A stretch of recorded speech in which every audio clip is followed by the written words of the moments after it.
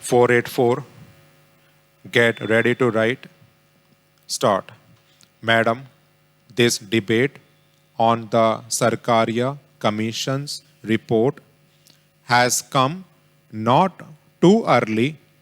It has been taken up for debate after a lapse of considerable time. Nevertheless, I welcome this debate.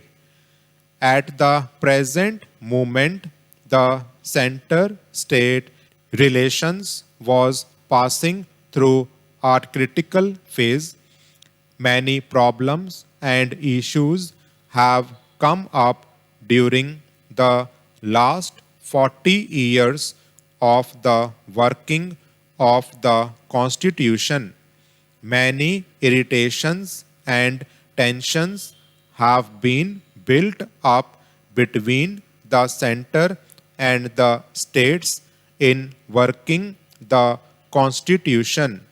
The Home Minister, Mr. Bota Singh, has said that the government has got an open mind on the recommendations made by the Sarkaria Commission. I wish the government had applied an open mind and impartial mind while giving the terms of reference to the Commission. Madam, the terms of reference announced for the Commission had definitely a central base, and the Commission itself has taken note of the terms of reference of the Commission.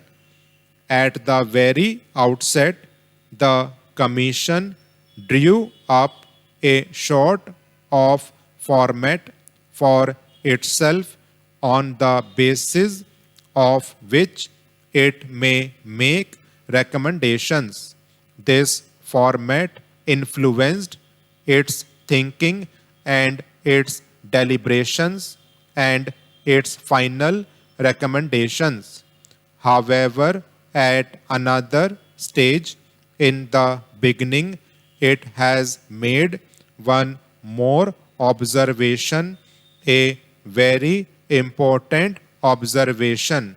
It talked of a dual polity for India, but in the working of the Constitution, there was progressive erosion of state powers, and there has been and there is overriding and bypassing of states and their powers by the center.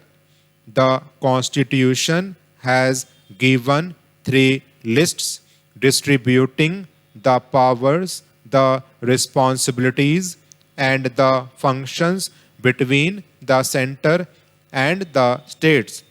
There is the union list, there is the state list, and there is the concurrent list.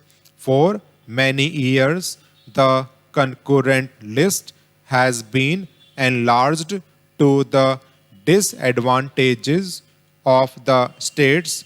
Many functions which were under the state list, which were already truncated the original form, were taken out and put into the concurrent list, and the Commission observed that the areas which are in the concurrent list are monopolized by the center, and to that extent the powers of the states have been curtailed.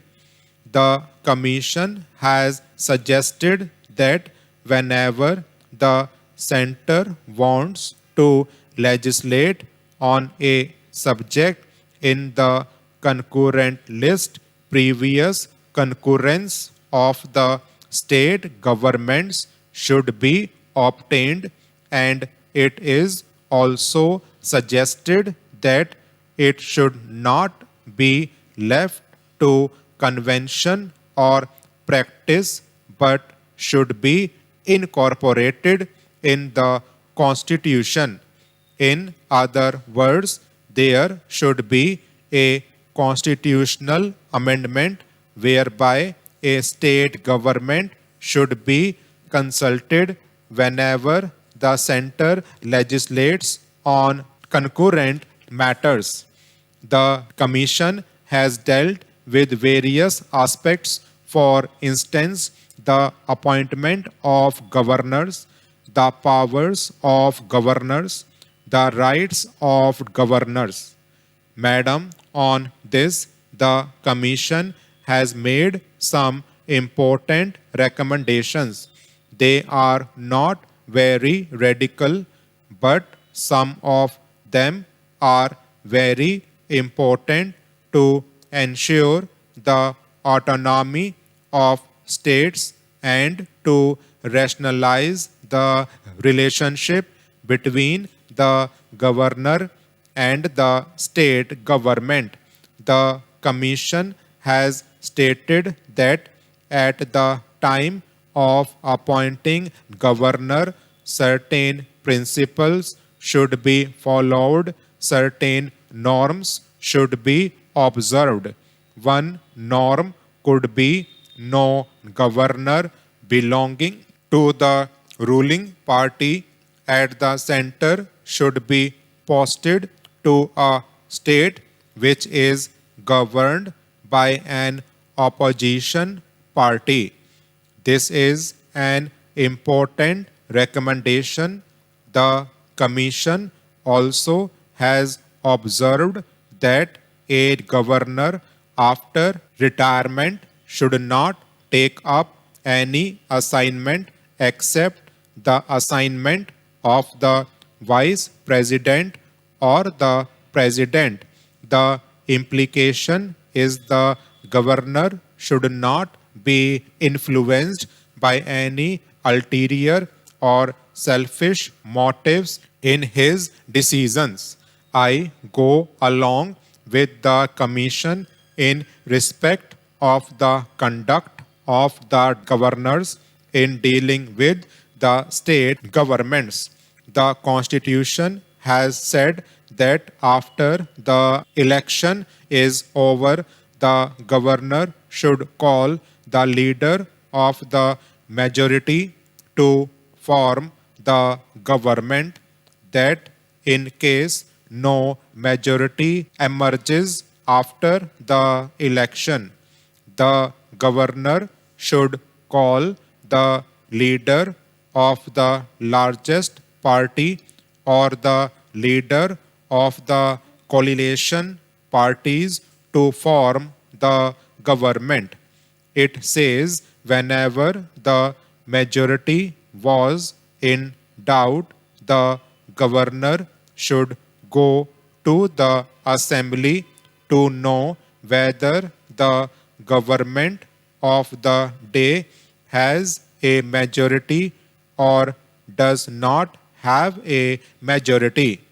But the Sarkaria Commission has not commented upon the reality of the constitution that obtains today. The governors are functioning as agents of the center. They are appointed in non-Congress states, often from the personnel drawn from the ruling party at the center, and the governors are supposed to function as the representatives of the government of the union. The governor is not an elected person. The governor is nominated by the president virtually by the government of India. So in reality, the governor is acting as an appendage of the center, I go along with the recommendations of the Commission in this regard, but say whenever the center appoints a governor, it should look into the qualifications of the person. He should not be partisan. He should be knowledgeable in constitutional matters, and he should have necessary experience in matters of states.